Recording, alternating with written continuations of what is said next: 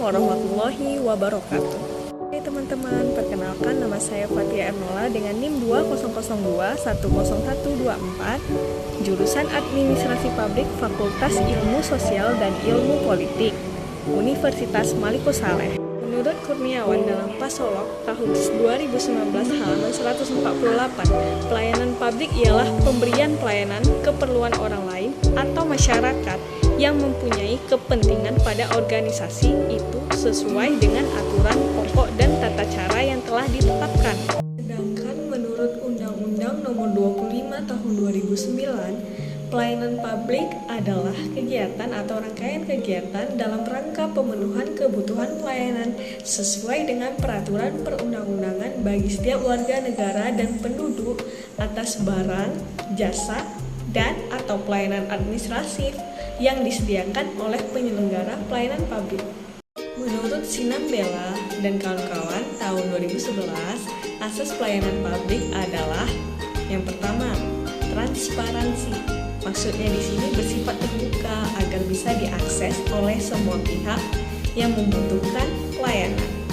Yang kedua, akuntabilitas. Bisa dapat dipertanggungjawabkan sesuai dengan perundang-undangan.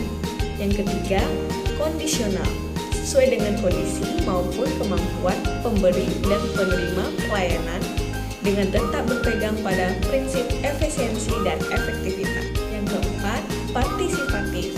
Maksudnya di sini mendorong peran serta masyarakat dalam penyelenggaraan pelayanan publik sesuai dengan aspirasi maupun kebutuhan masyarakat. Yang kelima, kesamaan hak.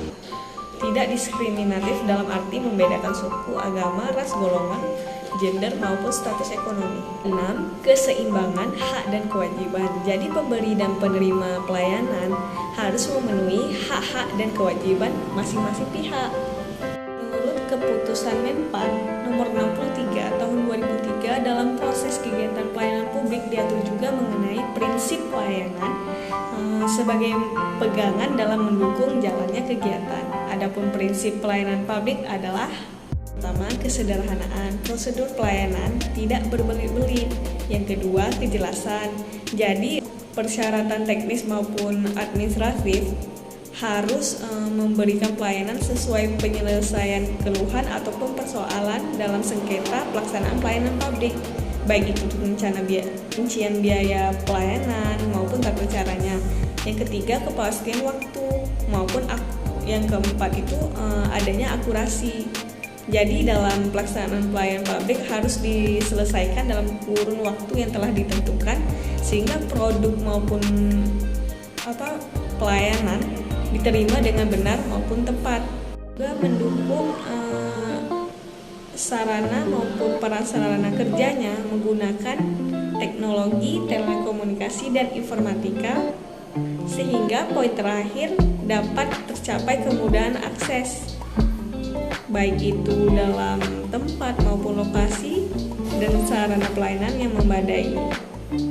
Yang akhir adanya kedisiplinan sehingga pemberi layanan tersebut harus dituntut memberi layanan secara ikhlas dan dari pelayanan tersebut menimbulkan kenyamanan baik itu tertib, teratur dan lingkungan sehat dengan dilengkapi fasilitas yang ada. Baiklah, salah satu contoh kasus pelayanan publik yang menarik untuk dibahas adalah kasus penyaluran bantuan sosial tunai yang dilakukan oleh Kementerian Sosial selama pandemi COVID-19.